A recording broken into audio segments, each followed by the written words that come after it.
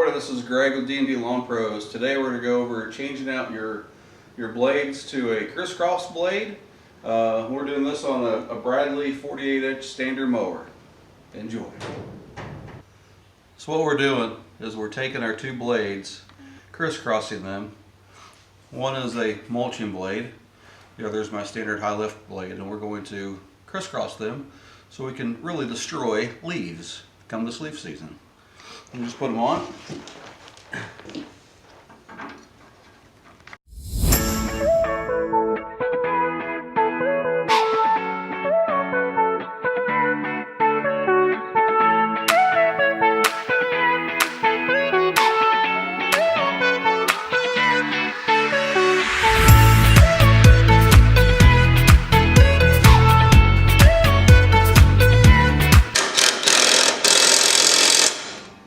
There we go.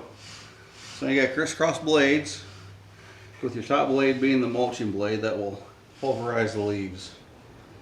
One thing about doing this is that it does come down about 1/8 of an inch or so lower, so you kind of want to change your settings for your deck settings to go up a little bit higher than what you normally mow. Let's go check it out, shall we?